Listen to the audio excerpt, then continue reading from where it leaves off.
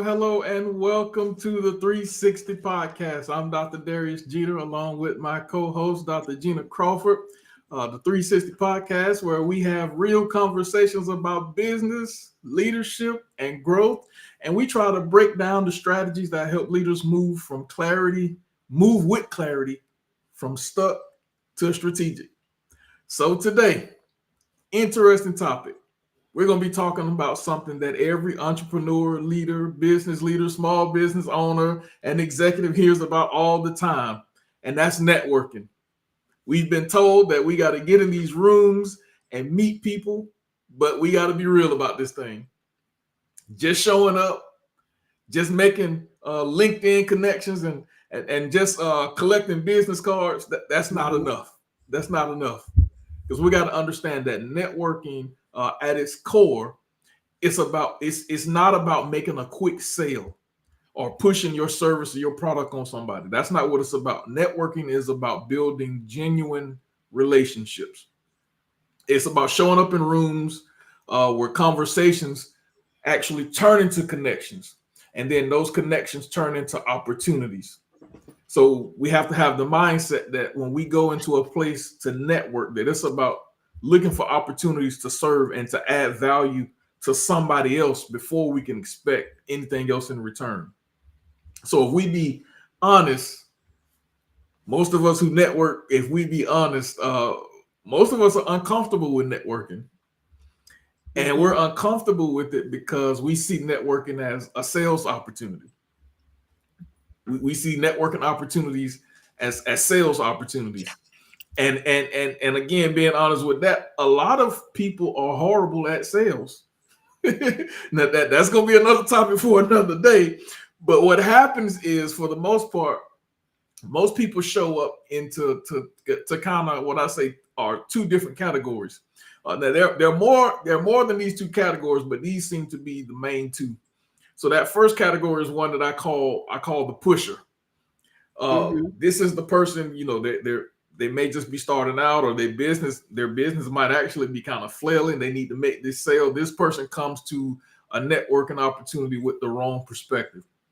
They come in, they're looking to try to make a sale instead of building a genuine relationship. And I think many people who've been in a networking event, they've been in this position where this person is around them, and that person they just kind of stink with the desperation of trying to make a sale all over them. They're pushy, they're almost intrusive, and ultimately that person leaves disappointed because they didn't make the sale that they were trying to make, but they were trying to push a high value service or high value product on somebody that barely knows them. And I've had those people talk to me, and inside my head, I'm like, I'm not paying that much to you. I don't even know you like that. So we have to have that mindset too, especially when your service, your product, it comes with a premium price. They got to get to know me before they open that checkbook and spend that amount. Now that second category that people fall into is the one called the wallflower. This is where most of us introverts we fall into this. We avoid engagement because genuine relationships, they require small talk, before they develop. And let's be real, if you're an introvert like me, and I think like Dr. Crawford, small talk feels pointless to me. It's almost it comes off as fake and disingenuous. Like, well, how about the weather? Or how you doing today? That's uncomfortable, and it's awkward. Yes. And that's a big drain on your social battery. But here's the truth. To get to the meaningful, genuine conversations and connections, you have to be willing to go through the small talk first. And without that, you never get the real relationship. So many times these folks, the wallflower, they also leave networking opportunities without success and disappointed. It's a waste of my time. So when we shift networking from being a numbers game, like the salesperson sees it, the salesperson sees it as I have to make X amount of contacts to make X amount of sales. When we switch from that sales pitch mindset and understand that this is about having genuine relationships, then everything changes.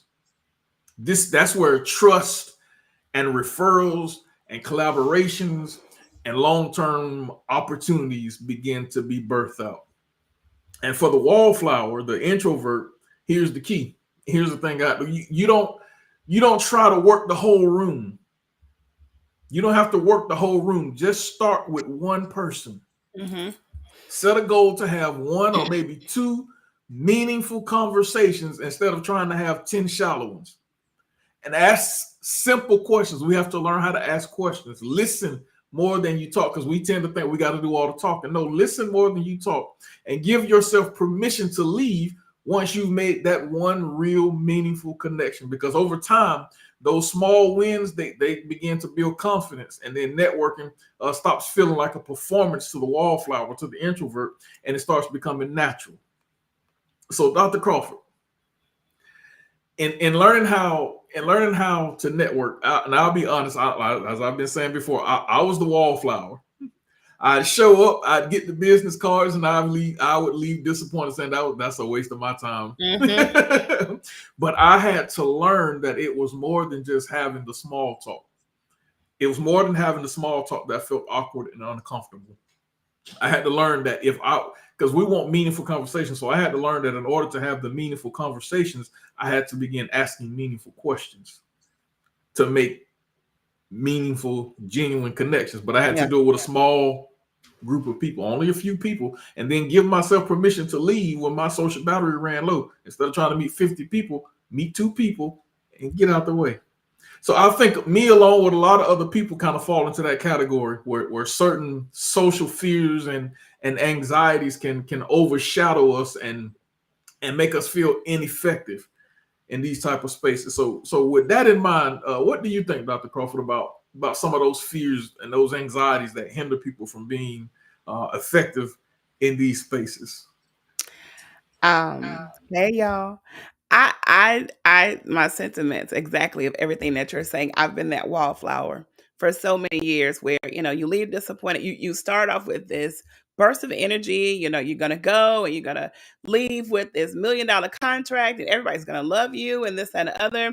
And then you walk into this place where the room is packed and everybody's thinking the exact same thing that you're thinking, that they're going to go and they're going to meet. And then you have, like you say, those people who are the pusher where, you kind of, it may cause the wildflower to shrink back even more.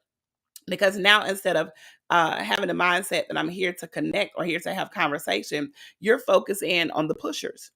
And so now you start, comparing yourself. Well, man, I don't have it like they have it. And you just assume that they are the people that are going to dominate the room. And so because you think that they're going to dominate the room, sometimes it's just like, well, I'll just try it next time. Let me go get another something off the charcuterie board and just walk on out the door. And so literally, and thinking about networking, when we first talked about having or sharing this topic on today, that question popped into my mind. How are you working your net? And so it's literally that's the first question that even now have to ask myself, how are you working the net? Sometimes we will go based off of what other people are doing. We'll go based off of what we see. And you'll see people who are wallflowers try to turn themselves into pushers. And it's an epic fail because now we're not being, it's an epic fail because now it's like, you don't know it's not your authentic self. And so when you're talking about networking, you have to understand the concept. It is a net. You're going to get something. You're going to capture something. And so it's almost like a fisherman. It's a fisherman. If you ever see those fishermen out there, was it they call it deep sea fishing or Yeah, deep whatever sea they're doing? fishing. And so they have to even have the right gear. You can't just walk out there in some shorts and some little flip flops and say, "I'm going deep sea fishing." When you think about it, when I watch these shows on National Geographic or whatever, they have it's a strategy to it. They have these large nets where they have these machines and they're reeling stuff. And so you literally have to just prepare your mindset, first of all. Hey, I'm going to people. I'm going to talk to people. And this is something that you've helped me with on a personal level. We that 5 second rule. Where not the rule that you pick up stuff off the floor and eat it after it drops for 5 seconds. Not that 5 seconds. But the 5 second rule where, it's like, hey, make a decision, give yourself 5 seconds and go with it. And so I've been really living off of that, because if not, you will dip as a wallflower, you will talk yourself out of it. You will talk yourself out of going to the event, to even network. What I found helpful too is not going by yourself. Not going by yourself. Yeah, that could be helpful. Find somebody who's gonna now. I think you and I have done well though. When we have gone out together, I think we've done a good job. But try to find somebody that's not going to be so overly pushy that they're going to overshadow what you're trying to do. But find somebody who creates a good balance for you. That's a great idea. That is important. Somebody who can help keep you accountable, but who kind of also understands that social anxiety that you have. Who can encourage and motivate, but not discourage at the same rate by trying to push you too far out of your comfort zone. Who you can bounce ideas off, and you can also just kind of tag team. One person is asking a question, the other person is listening, and you just kind of feed off of each other, because as it don't take long for that social battery to start to drain. And when one stops, the other starts, and you kind of recharge each other. But I think too, one thing that you have to have a mindset of when you're going into a networking event is understanding the type of people that you are trying to reach. Yeah. You got to know who your target market is. If I'm looking to work with people in the financial services industries, I'm looking for bankers, financial advisors, stockbrokers, or whatever. I don't need to burn out my battery trying to talk to real estate agents. There's nothing against the real estate agents, but if I know that this is my niche, my segment, the people I need to be talking to, that's where I need to focus my attention. And I need to have some questions developed to get this conversation going, more than, well, how's the weather and how's the family and all of those things. Those things are important, and you can get to those things. But as the wallflower, that's going to drain you pretty quickly. And the pusher is not really going to ask those questions. They're going to solely talk about what they have to offer and all of those things. So I think some genuine ways of trying to build this relationship is, so tell me about what you do. Yeah. And they begin to talk about what they do. Well, how long have you been doing that? They talk about how long they've been doing. What interests you about that? What led you into that field? You're building a connection. You're building a relationship, and you're not having to do all the talking. Because again, now as they answer those questions are coming right back to you. So you kind of already know what you're about to be asked. So you can kind of have your mindset ready to answer those questions. It's low pressure. It helps you to get past that awkwardness, and before you know it, the conversation begins to grow more organic, and now you're more at ease. So that's one of the things that's very important, to ask meaningful questions, and be an active listener, because as you listen, key things will pop out of what they say that can kind of help you guide and lead the conversation into another direction. But don't just come in saying, I have this, I want to sell you this, and people don't want that. People do not want that. So, because here's another thing. Here's what we have to understand about building the relationship. It's one thing that I always tell nonprofit leaders, because nonprofit leaders understand that fundraising is the lifeblood of every nonprofit. It funds everything. The one thing that you tell nonprofit executives, that people give to people, not causes. A lot of people care about cancer, but people don't give to cancer research. But if somebody who they knew and had a relationship with said, hey, I want you to donate to this, okay, I'll donate. Never thought about donating before, but I'm donating because you asked.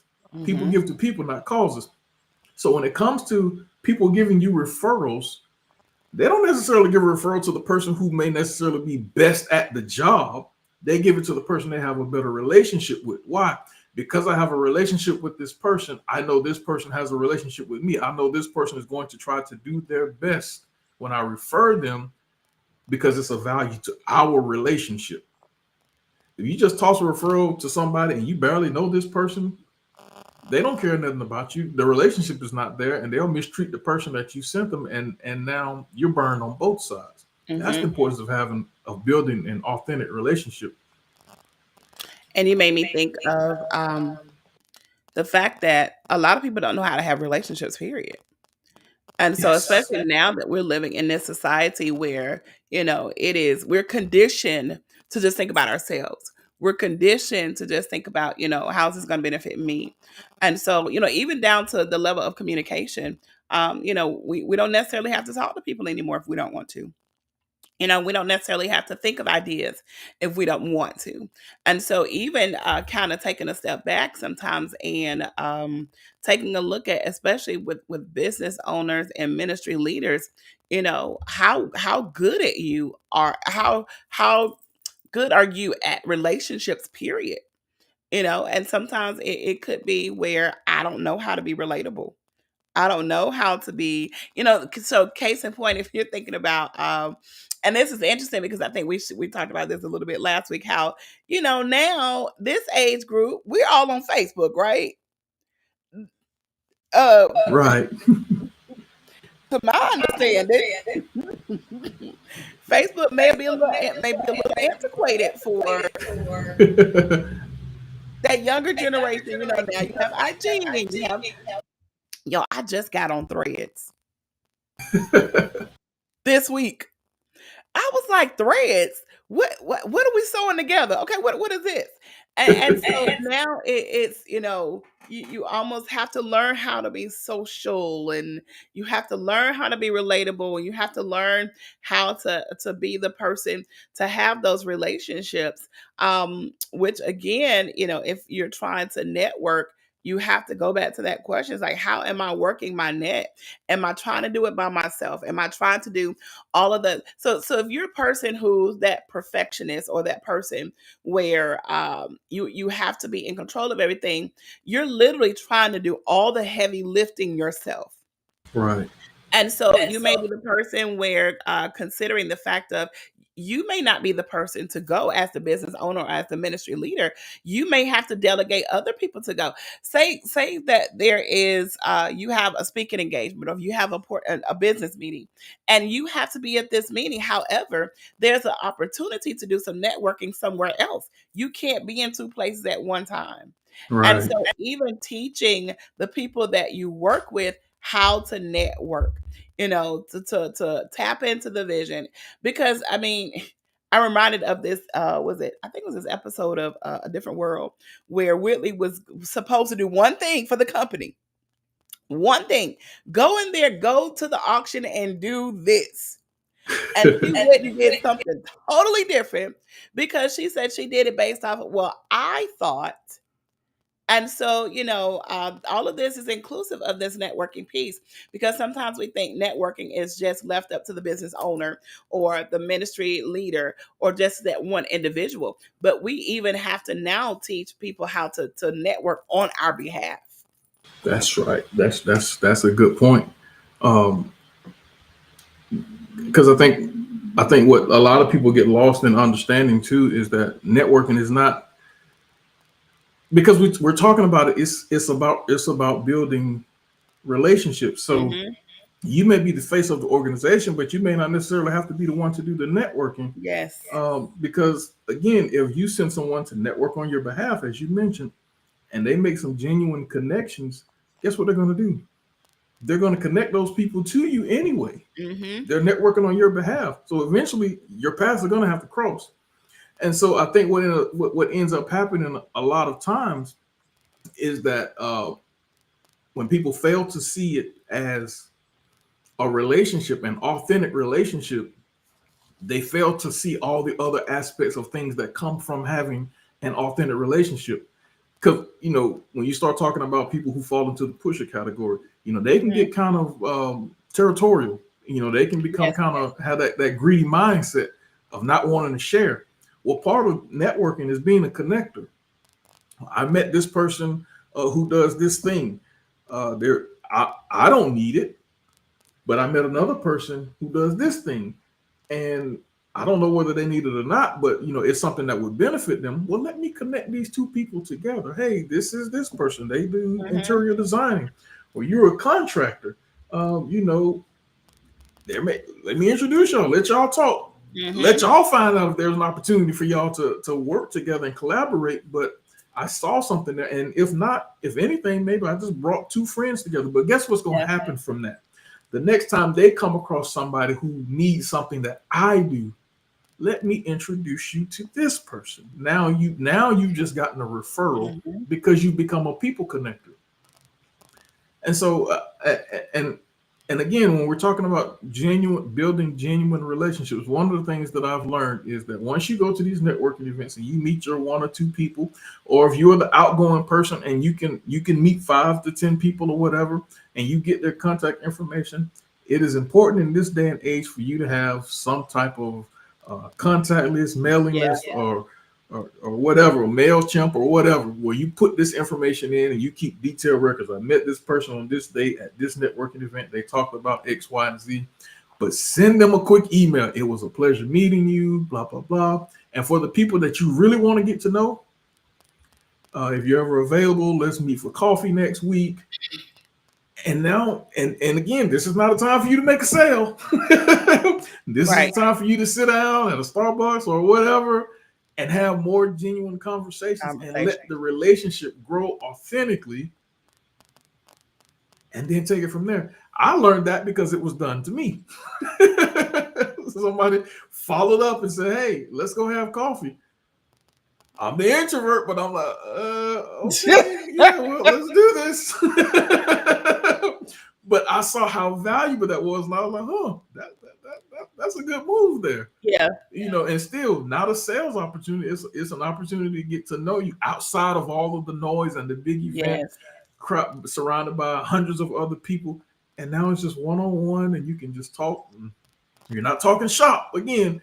Now, bits and pieces may flow in, but this is an opportunity to develop the relationship in a deeper context and then see where it goes. Mhm. Mhm. And you just never know. Even when you're out, it's kind of like always be prepared. Not to say that you're always on, but to be prepared. I think I shared with you where Robert and I had gone to breakfast one day, and I'm scoping out everything everywhere I go. I'm scoping, I'm looking, and so there was one gentleman at the counter eating his breakfast. And then he had his laptop open. There, another gentleman walked in. And so he was sitting at the counter and he opened up his laptop. And so after a while, I'm looking around. I'm like, okay, what is this? What is this about to happen? And so they just I didn't even know who sparked the conversation, but literally, I don't know if they were talking about the breakfast or talking about how often do you come here or have you come here? So it wasn't like a pickup line, but it was literally like, Yeah. they started talking. And then the next thing it was, oh, well, let me give you my information. And I was like, yeah, that's it. It wasn't, the intent to come to this place to network. It was literally, I'm coming, I'm sitting down, I'm getting something to eat, I'm working. So even in that vein, you never know who's watching you. Yes, that's so true. Because networking is not just confined to a networking event. It can Mm-mm. happen anywhere. You just striking up a conversation. Hey, how are you doing today? Just Mhm. striking up a conversation, stepping out of our comfort zone, and understanding it's not about trying to make the sale. It's not about trying to monopolize the conversation, but it's about genuinely trying to connect with people. And when we do that, all types of opportunities, all types of doors will open for us. But we have to look at it from the mindset that it is a long game. Yeah.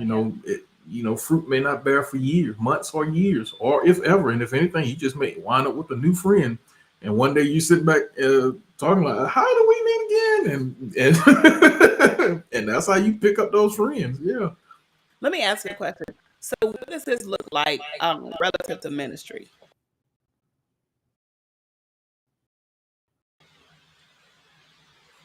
I think we may have lost Dr. Crawford there. Oh, Um, oh, I got you now. There you go.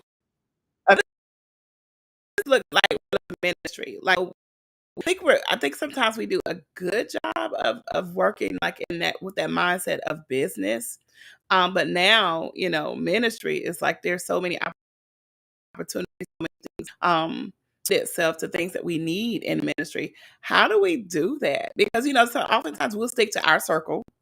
We'll just kind of.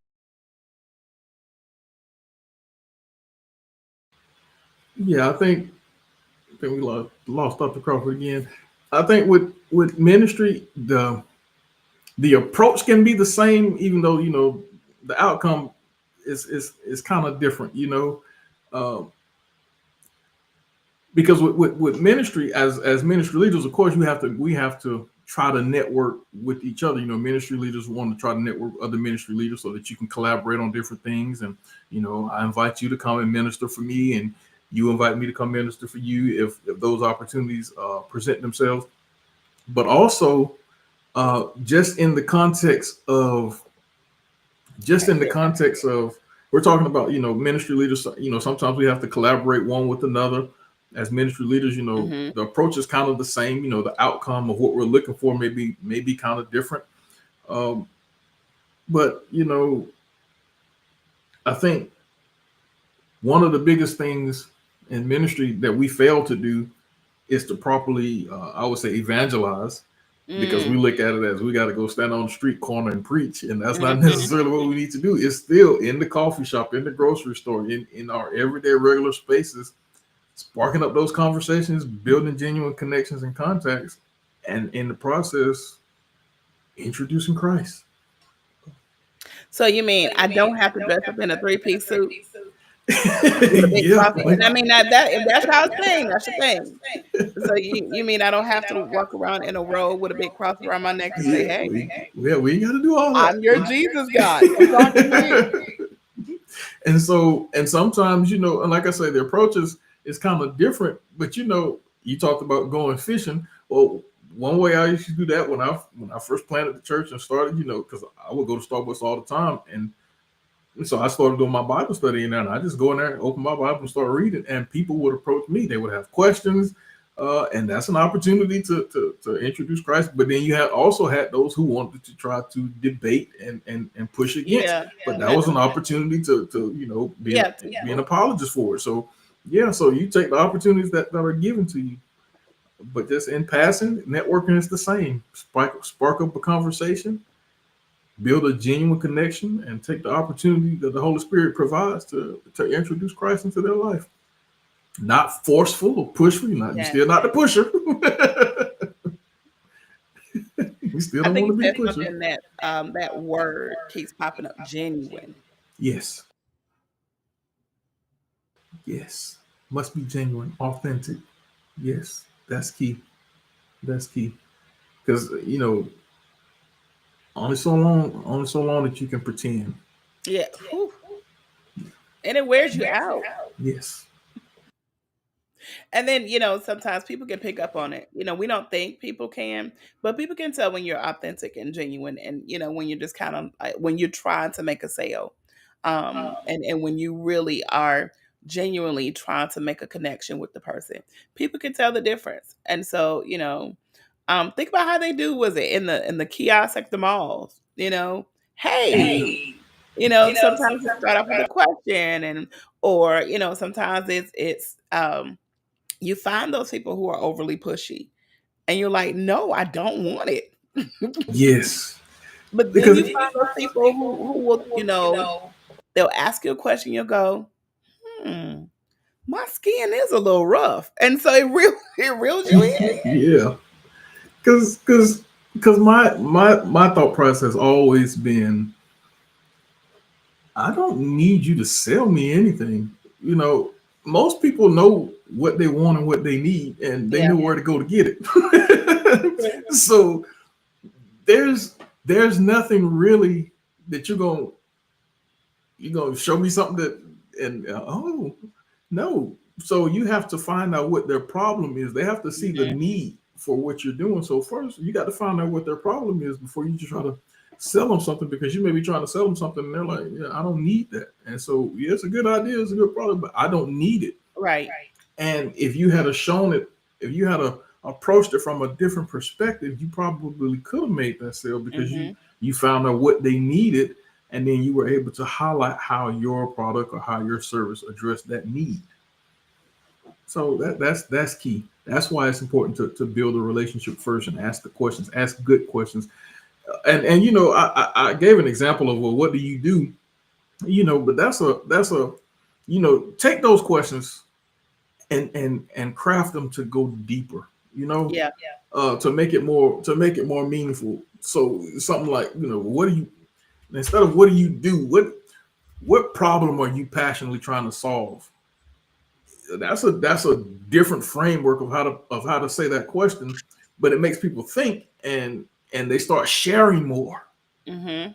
So now you start to hear the passion, you start to hear the different pain points that they have of the struggle that they have. And as you're actively listening, now you're picking up on what excites them, what frustrates them, and you're highlighting that into what you do and how you can solve those problems. And now you have an end. So take the soft questions and drill them and make them deeper, if that makes sense to everybody.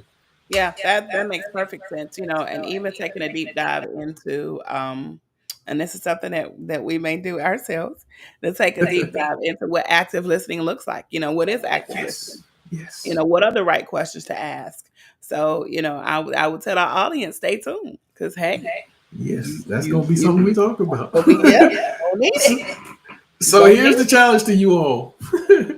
At your next event, don't focus on how many people you meet.